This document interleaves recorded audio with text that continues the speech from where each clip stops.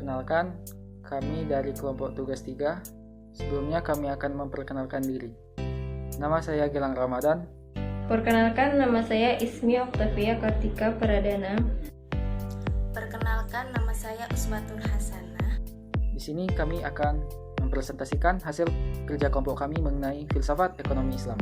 Apa sih filsafat ekonomi itu? Filsafat ekonomi merupakan dasar dari sebuah sistem ekonomi yang dibangun. Berdasarkan filsafat ekonomi yang ada, dapat diturunkan tujuan-tujuan yang hendak dicapai. Misalnya tujuan kegiatan, tujuan konsumsi, produksi, distribusi, pembangunan ekonomi, kebijakan moneter, fiskal, dan lain-lain.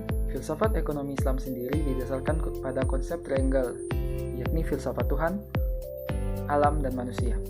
Dimensi filsafat ekonomi Islam inilah yang membedakan ekonomi Islam dengan sistem ekonomi lainnya, yaitu kapitalisme dan sosialisme.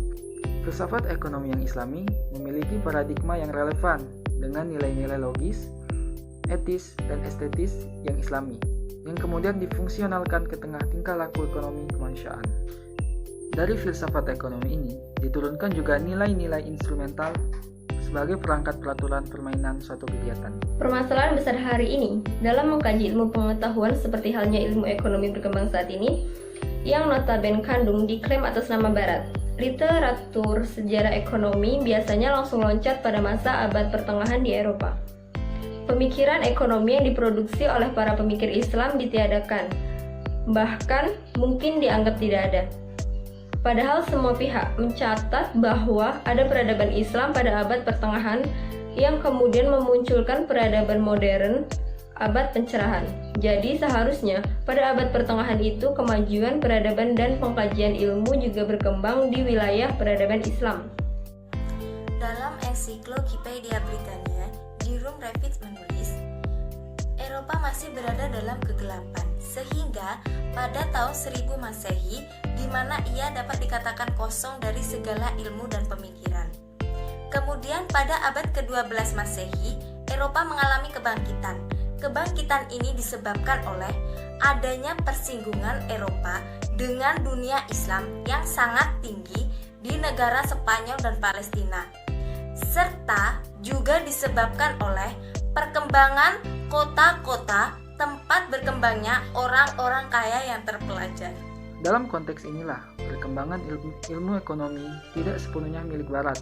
Dengan demikian, keberadaan filsafat Islam bagaimanapun harus diakui sebagai jembatan emas bagi perkembangan pengkajian filsafat di Eropa. Kontribusi pemikiran Islam selalu dianggap tidak ada.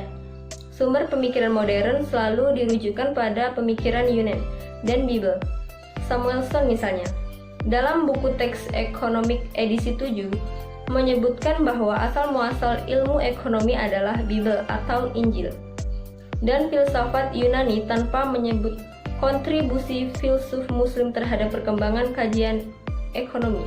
Demikian pun dengan A History of Economic Thought yang ditulis John Fred Bell pada tahun 1967. Bagi Samuelson, Thomas Aquinas-lah sumber inspirasi utama dari pemikiran Wesley dan merkantilis.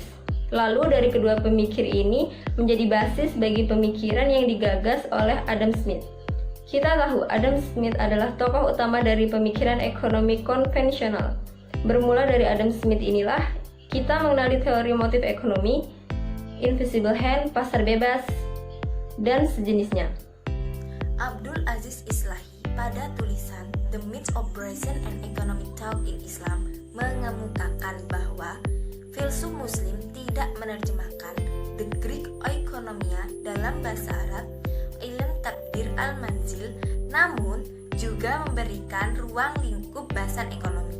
Jika ekonomi Yunani terbatas pada pembahasan gagasan, keinginan dan kepuasan mereka, ekonomi rumah tangga mandiri, divisi baur, barter, dan uang, filsuf Muslim memperluasnya di wilayah fungsi pasar dan mekanisme penetapan harga, produksi dan masalah distribusi, peran ekonomi pemerintah dan keuangan publik, pemberantasan kemiskinan, dan pertumbuhan ekonomi. Jadi, kesimpulan Islam ini menunjukkan adanya perluasan bahasa ekonomi dari pemikiran Yunani ke wilayah yang lebih luas. Ekonomi tidak sekedar pengurusan kebutuhan rumah tangga, masyarakat, melainkan lebih dari itu. Situasi perluasan ini dapat dipahami karena peradaban Islam telah berkembang sedemikian rupa, sehingga berhadapan dengan sejumlah permasalahan baru yang sebenarnya tidak ditemukan pada zaman Yunani.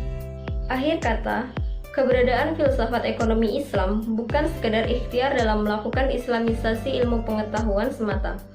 Lebih dari itu, keberadaan filsafat ekonomi Islam memberikan sumbangan pengetahuan dan keterlibatan dalam mengkonstruksi peradaban manusia menuju peradaban perekonomian manusia menuju yang lebih baik, yang didasarkan nilai-nilai pada ruh Islam yang universal. Buku Filsafat Ekonomi Islam yang dilengkapi dengan data-data dan ilustrasinya ini dapat mempermudahkan para pembelajar dalam mencerna dan mempraktikannya keseharian. Penyajian buku Filsafat Ekonomi Islam dikemas dengan bahasa common, menjadikan nilai lebih bagi yang mempelajarinya.